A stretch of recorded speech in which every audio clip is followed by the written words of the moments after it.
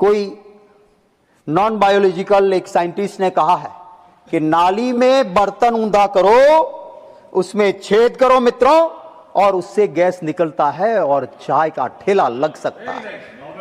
और अगर यही चीज है तो आप ये 58,000 करोड़ में से वो भी कर लीजिए, ताकि हर जगह पे नाली तो निकलती ही है, उल्टा बर्तन डाला, पाइप लगाई और हो गया। हमें हमारा सबसे पुराना अच्छा व्यवहार ईरान के साथ था। जब चल रहा था ये, हमें कोई जरूरत नहीं थी इजराइल पहुंच जाने की, और ये मां की भूमि, ये बाप की भूमि करने की कोई जरूरत नहीं थी।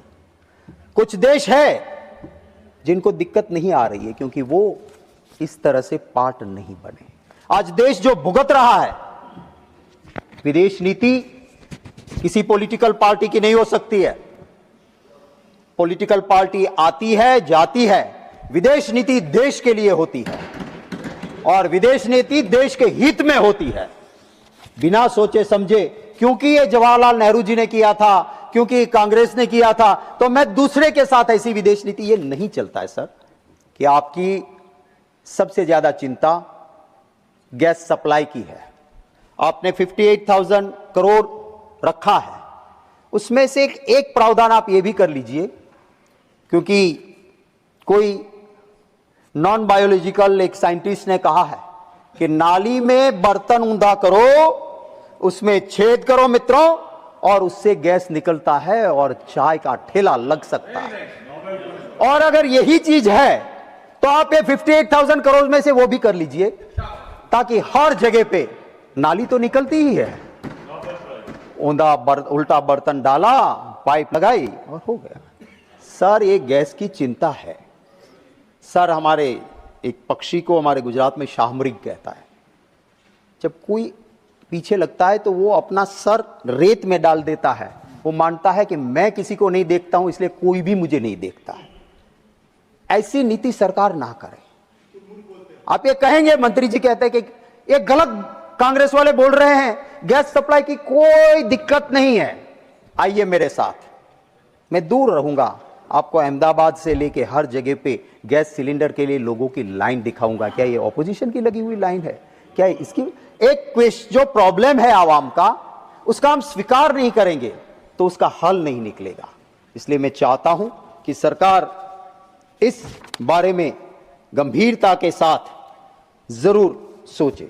हमारे जो दुश्मन है, चाइना है, पाकिस्तान है, आप देखिएगा चाइना का रिसर्च एंड डेवलपमेंट, आप जीडीपी के साथ, क्योंकि उनका जीडीपी तो बहुत बड़ा है, उनके साथ मैं आपको ये नहीं कहता हूं, पर कम से कम उनका आरएनडी का जो बजट है और हमारा बजट देखिए।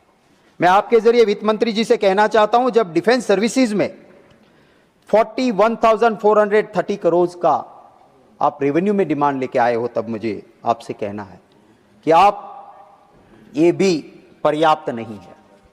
मैं डिफेंस कमेटी का मेंबर हूं, कमेटी की बातें यहां नहीं करूंगा, पर मैंने देखा है कि जो फोर्स में जगह खाली रहती है उसकी असर क्या होती है? उसकी असर होती है देश की सुरक्षा पे, सबसे ज्यादा असर होती है। मैं पॉलिटिकली ना, मैंने, मेरी पार्टी ने कभी भी आतंकवाद या सेना के नाम पे राजनीति की है। हां, और कोई करते हैं तो करने दो, हमने नहीं की है। हमने हर वक्त सरकार को मदद की है। सर, पहलगांव में हमला हुआ, और जब सर पहलगांव में हमला हुआ उसके बाद एक फौज के एक ऐसे अफसर जिन्होंने आरआर सेक्टर में बहुत अच्छी तरह से सेवाएं कारगिल के वक्त दी थी, ऐसे जनरल जीडी बख्शी साहब ने कहा आक्रोश के साथ पहलगांव के हमले के बाद कि ये वही आरआर सेक्टर है जहां मैंने सेवा दी थी। आतंकवादी हमला हुआ, इसकी वजह कोई है तो यह है कि आरआर सेक्टर में मैं जब था तब एक सेक्टर में मेरे पास जितनी सेना थी, आज उतनी सेना में 2 सेक्टर उनको देखना पड़ रहा है। उतनी ही सेना से 2 सेक्टर। और जब ऐसा होगा तो आतंकवादी को घुसने का रास्ता जरूर मिलेगा। ये मेरे लफ्ज नहीं है, मेरे पास उनका वीडियो है। वो इस देश के एक जांबाज अफसर जिसने सरहद पे लड़ाई लड़ी है, उनकी ये चिंता है। पाकिस्तान के साथ युद्ध चल रहा था, फौज ने कहा कि कंड्यूसिव एटमॉस्फेयर नहीं है। उसको पूछा गया कि क्या बादल है? फौज ने कहा बादल भी है। कंड्यूसिव आई डोंट नो, समझा या नहीं समझ में आया? बादल है तो कोई बात नहीं, जाने दो, बादल में दिखेगा नहीं। सर, सिंथेटिक एपरेटिव रडार, SAR कहते हैं। Now latest SAR is available. कितने भी घने बादल हो, रडार में वो देखा जाता है। सर, हमारे पास भी ऐसे रडार है, पाकिस्तान के भी पास ऐसे रडार है, और इसलिए फौज ने कहा था, बोले नहीं बादल है जाने दो। हुआ क्या सर? हमारा एयरक्राफ्ट गिरा दिया। अभिनव नाम का हमारा पायलट पाकिस्तान ने पकड़ लिया और फिर दुनिया के सामने बड़ा दिल दिखाते हुए हमारे पायलट को वापस किया। ये सब क्यों हुआ? क्योंकि एक नॉन बायोलॉजिकल इंसान की ये गलतियों की वजह से सर ये हुआ।